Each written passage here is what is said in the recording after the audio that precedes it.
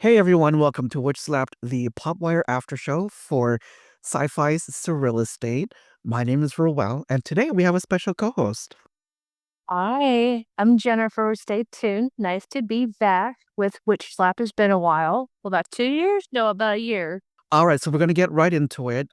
Season 3 of SurrealEstate is here. You guys have already watched it. If you haven't seen the episode yet, stop this video, go watch it, and And then then come back. come back, please. Okay. All right. So Jennifer, what is the brief description of season 3? What's it about?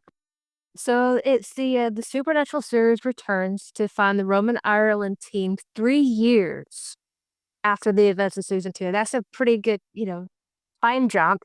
They Mhm. continue to help the clients and sell metaphysically engaged properties. But this season, Luke encounters an old demonic childhood nemesis who threatens him and everyone he cares about, dead or alive. So it was pretty good. I will say that. It was a twist. Okay, so the season premiere, which aired just recently, is called episode 301 is called Buckaroo, and it's described as follows. A face from Luke's childhood returns, which is what Jennifer just mentioned. The staff of Roman Island has to overcome some bad information on one haunted house and investigate a ghostly cowboy in another. The season premiere was written by George R. Olson and directed by Apollo Barsman, who directed some episodes of Winona Earp. He directed a couple episodes of Surrealist Okay. season 1. He also directed Winona Earp Vengeance on Tubi. So it's good to have him back.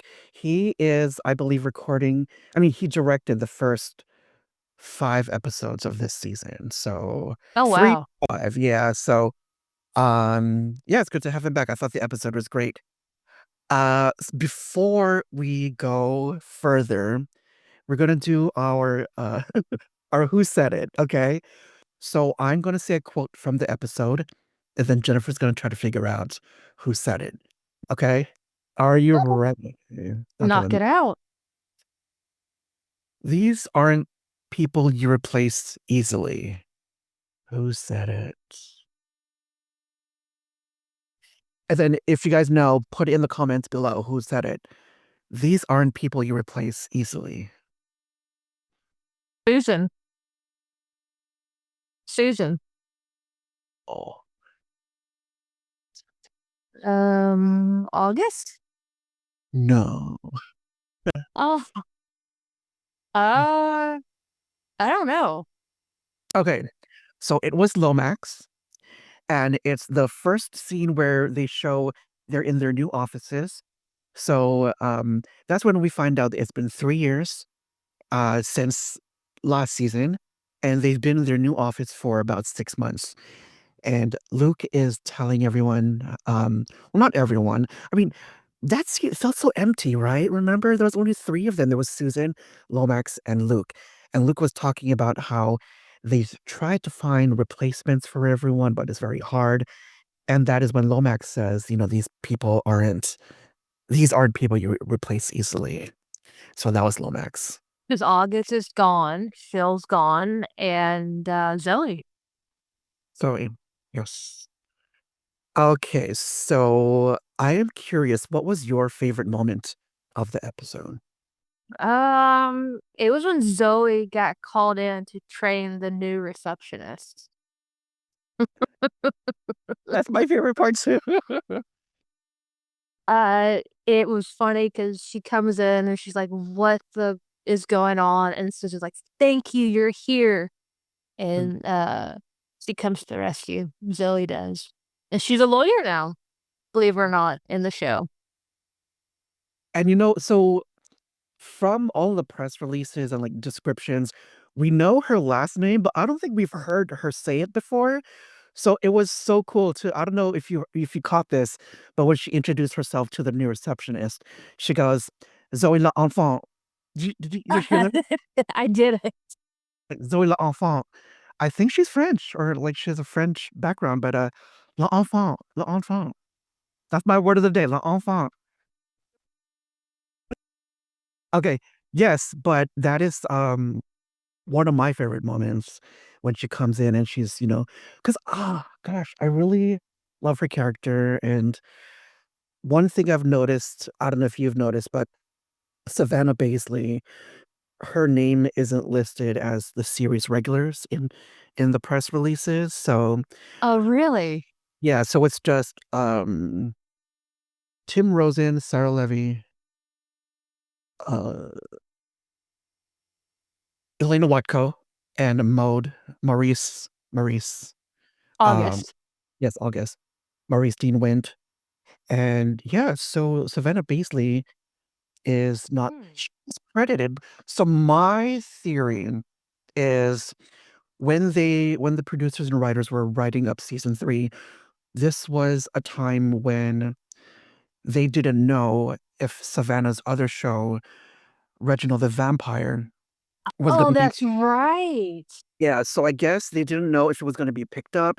They didn't wanna write her into the series, in the season 3 a lot just in case she had to film, Reginald the Vampire. So I think that's why she's taking a step back. I hope we do get to see her a lot this season. I do And too. one thing I have noticed, though, is on the SYFY and SurrealEstate social media channels, she's not in a lot of the pictures. It's mostly just Sarah, Elena, and Maurice. So I got worried there. I was like, where is Savannah? I love Savannah. Where is she? But yeah, I think we'll see her here and there. She's one of my favorites on the show. Absolutely. Oh, she is my absolute favorite. Yes.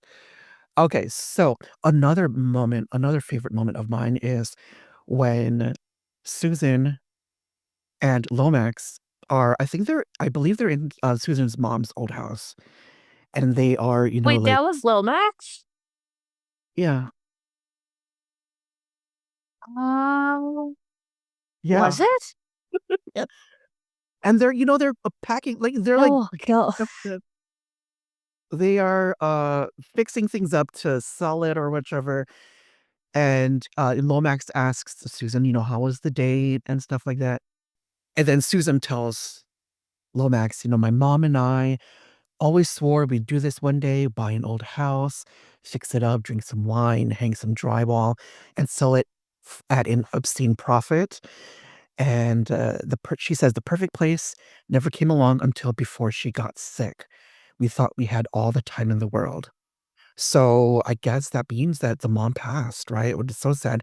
We did see her in season 1 and season 2, right? Yeah, And it says there was a 3-year time jump, I guess, within that time we period passed. passed. And if you hear Spencer Crean, he is the composer of the series. There is a Susan Ireland theme, which you can hear in, volume 1 of the SurrealEstate That's soundtrack. right. And the Susan Ireland theme it's playing a different variation in that scene, and it's just a beautiful theme, and I was happy to hear that. I did go back and watch it. Alright, so now it's time for our Caption This. And for all of you who are familiar, we have been posting photos from the episodes that we're talking about on social media. We have been asking you to add your caption to it, and then we'll add it into our episode of WitchSlapped. So let's take a look at your submissions now.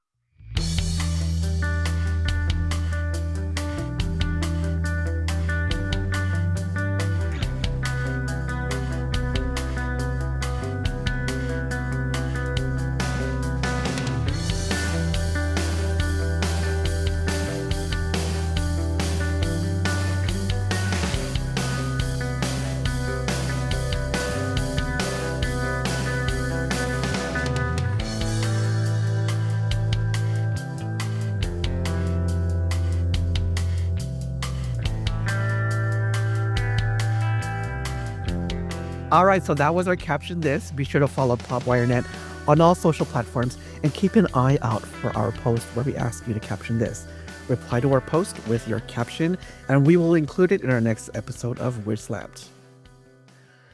Okay, Jennifer, it's your turn for your Who Said It. I don't have to guess who it was.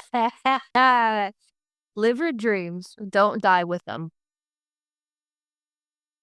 Live your dreams. Don't die with them. Gosh.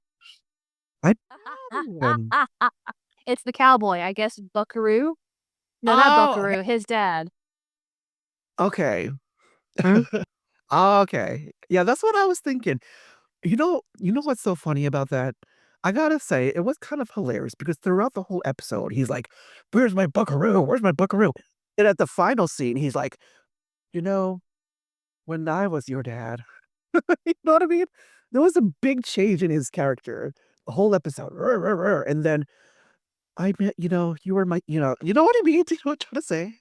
I do. One of my other favorite moments was when when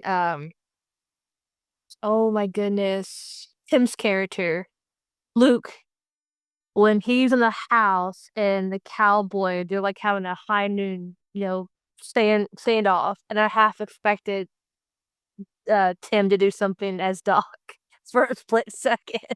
That would have been amazing. That would have been awesome. Missed Just grow opportunity. the just grow the mustache very quickly, get the sets in, and just like do something. And Mhm. just Doc's voice. Yeah, mhm. Okay, so the big moments. I gotta say it's the beginning. So there is going to be like an overarching, is that the word, story throughout the first few episodes, I'm guessing. And we have Austin Ball, who is playing Tyler Dresden, who we see in the very beginning. Okay. And he's the one that goes fishing. Then he finds this little cave in the box, and then it has a little toy in it. And then his eyes go like X. I don't know, but for some reason, I thought the toy was Buckaroo and that the guy was trying to find the toy, but the beginning sequence with the toy, completely separate from the story I did of. too there for a second. I was confused. Yeah, so I thought that had something to do with the house, but no, the guy, Tyler Dresden, uh, this very rich dude, guess he has some ties to Luke. He knows Luke's dad. And then at the very end, he's Mm. like, "I'm coming for you." I forgot the exact words, but yeah, what was your big moment of the episode? I was about to say the same thing. A literal ghost from Luke's past and his dad's past. So I'm Mhm. very curious what that's gonna be. And why did he have to open the box? Like why? Why? Yeah. Well, wouldn't you be curious to find out what's in there? No, I've seen enough horror shows. No, just put it back. Yeah. Okay, so performer of the episode, and it's one that you probably wouldn't guess, but her name is Dani Klupsch, and she plays Ghost Bernadette, who was in the opening. Oh, yeah, that was interesting. He was the one who played the housemaid and, who got pregnant by the homeowner, and he stuffed her in the chimney to It was so burn. kind of Um, him. That was so and kind. yeah, and oh, like, I loved her performance. I guess she's a contortionist, and I gotta say, I was kinda that story, that little 8-minute segment or however long it was, I kinda wish they had stretched it out to be the main story in the episode, cause you know what I mean? 'Cause, I thought that would've been a better story to follow than the whole Buckaroo thing, honestly. Yeah, there were like three stories going on. There was the beginning, then there was Buckaroo, and then there was the Nemesis introduction. Mhm. Yeah. Alright, who is your performer of the episode? It's easy. August. Mhm. I like August. And I think he's coming back? I think he's coming back, right? Yeah, I I think believe he so. might be. I don't know, we've seen the trailers, right? I Mm-hmm. think he does. I hope he brings I'm blanking on the woman's name, but she's from Astra who, you His know, girlfriend. friend, and I love that she got on the couch and we saw that she wasn't wearing any pants, so we know they've been together for a while, and so it's serious, yeah, and It is. I hope he brings her. with him to the Roman Ireland Agency. I think that's the first time I might be saying that, Roman Ireland Agency. They need swag. They need t-shirts and stuff made. They do. They really do. We need merch. SYFY, Mhm. Blue Eyes Pictures. We We need need SurrealEstate. merch. We need merch, please. Come on, please. All right. Anything else you want to say before we wrap it up? I'm just happy the show's back. It felt like forever since it was on the air. Was What, ever. 2 years ago? I was hoping for a fall release. So this fall.